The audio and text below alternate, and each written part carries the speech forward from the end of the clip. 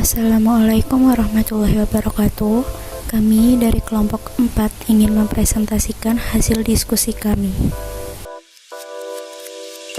Dimsum merupakan makanan tradisional Cina yang populer karena keindahan bentuk dan rasanya yang enak dengan cara penyajian dikukus atau digoreng. Produk dimsum ini terbuat dari tahu dan wortel yang dipadu-padankan dengan kulitnya yang khas, yaitu dengan campuran dari bayam sehingga memiliki warna yang menarik untuk dilihat, yaitu warna hijau. Produk dimsum ini 100% plant-based food, yang dimana bahan-bahan yang kami gunakan yaitu 100% nabati sehingga lebih sehat untuk dikonsumsi. Keunggulan dari produk kami adalah dimana pada umumnya dimsum ini dibuat dengan isian daging ayam atau seafood. Akan tetapi sebagian orang yang memiliki alergi terhadap seafood sehingga tidak dapat mengonsumsinya. Pemilihan tahu sebagai pengganti daging ayam atau seafood karena tahu memiliki kandungan kalsium, zat besi juga vitamin B yang tinggi, serta pemilihan bayam yang dapat meningkatkan sistem kekebalan tubuh dan juga sebagai pewarna alami untuk kulit dimsum. Substitusi tepung terigu menjadi tepung tapioka dan tepung beras dalam pembuatan kulitnya menjadikan dimsum ini bebas gluten. Untuk alat yang digunakan dalam proses pembuatan dimsum ini ada pisau, botol kaca, sendok, spatula, cobek, piring, baskom, panci, timbangan, panci kukus, saringan, dan garpu.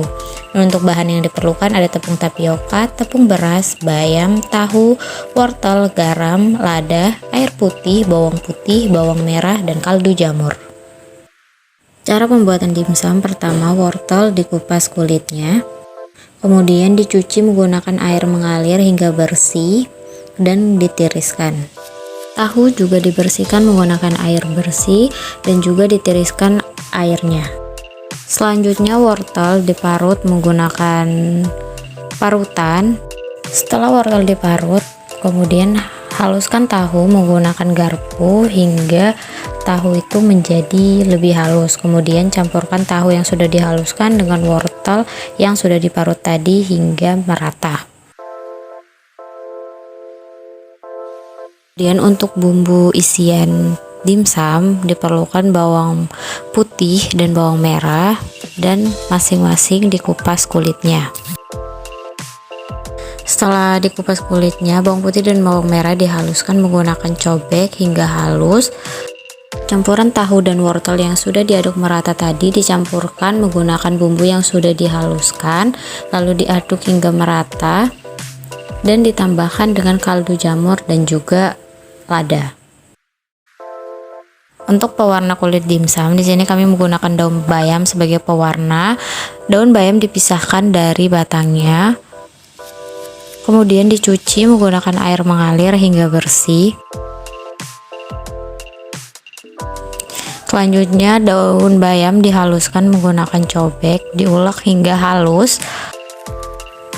Daun bayam yang sudah dihaluskan tadi ditambahkan dengan sedikit air, kemudian daun bayam diperas hingga sari-sarinya keluar. Setelah sari bayam didapatkan, sari bayam tersebut kemudian direbus hingga mendidih. Kemudian untuk pembuatan kulit dimsum diperlukan 100 gram tepung beras,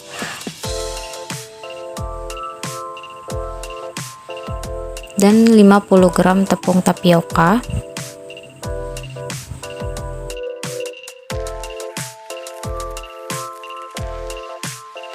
kemudian tepung beras dan tepung tapioka yang sudah ditimbang tadi dicampurkan dan ditambahkan dengan sari bayam yang sudah direbus tadi. Setelah tepung tapioka dan tepung beras tadi ditambahkan dengan sari bayam, maka adonan diuleni sampai adonan menjadi kalis. Setelah adonan kalis, adonan digiling menggunakan botol kaca dengan alas plastik agar tidak lengket. Kemudian adonan dicetak menggunakan kaca hingga berbentuk bulat sempurna.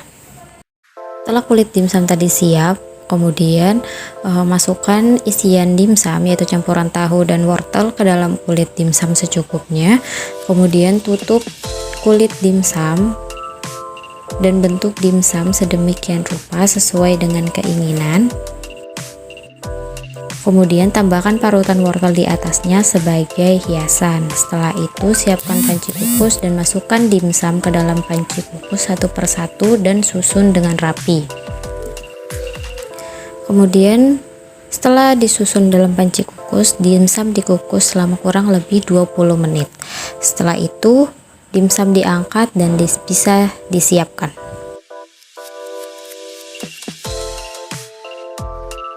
Dimsum yang kami buat akan diberi nama spinach tofu. Pengambilan kata spinach tofu yaitu berasal dari kata spinach yang berarti bayam serta tofu yang berarti tahu. Sehingga kami satukan menjadi satu kata yaitu spinach tofu yang berarti bayam tahu, yang mencirikan bahwa dimsum kami terbuat dari bahan utama yaitu bayam dan tahu. Pemberian logo pada kemasan ini yaitu agar konsumen lebih mudah mengenali produk kami. Warna hijau yang tertera pada logo melambangkan plant-based food. Rencana kemasan untuk produk dimsum tahu ini adalah menggunakan flavor box. Penggunaan flavor box yaitu sebagai kemasan primer di mana produk dimsum akan kontak langsung dengan flavor box dengan lapisan plastik sebagai alas. Pemilihan flavor box ini selain lebih enteng atau ringan saat proses penghantaran kepada konsumen, bahan dasar kemasan yang food grade juga dirasa cukup aman jika bersentuhan langsung dengan makanan. Serta kemasan ini tahan terhadap minyak, air, ataupun kuah. Kemasan dengan bahan dasar kertas seperti ini juga tentunya dapat terurai dengan waktu yang singkat. Berikutnya, analisis segmentasi pasar untuk produk dimsum tahu bayam ini. Dari segi demografis, produk ini memiliki sasaran untuk semua kalangan. Untuk segi geografis, kami memilih pemasaran untuk produk ini cenderung ke daerah perkotaan karena lebih ramai dan banyak peminatnya. Yang ketiga, dari segi behavior, karena melihat perilaku konsumen yang serba online sehingga pemasaran produk dimsum tahu bayam ini melalui media sosial seperti WhatsApp dan Facebook. Pemesanan juga bisa melalui Shopee dan ojek online. Selain serba online, masyarakat juga saat ini menyukai hal yang praktis dan cepat. Dan yang terakhir ada psikografis. Produk ini memiliki sasaran bagi kaum yang memiliki pola hidup sehat seperti diet dan vegetarian. Namun vegetarian juga tetap bisa mengkonsumsinya. Rencana marketing yang akan kami buat yaitu dengan melakukan 3 cara. Yang pertama yaitu melalui media sosial. Kenapa menggunakan media sosial? Karena pada zaman sekarang orang banyak sekali menggunakan gadget dan media sosial. Kemudian yang kedua yaitu melalui relasi. Dengan cara promosi dengan mengenalkan produk dengan tetangga sekitar serta teman-teman. Kemudian yang terakhir yaitu menggunakan paid promote yaitu dengan cara menyewa akun yang memiliki followers banyak agar produk lebih dikenal. Sekian dari hasil diskusi kami. Terima kasih. Wassalamualaikum warahmatullahi wabarakatuh.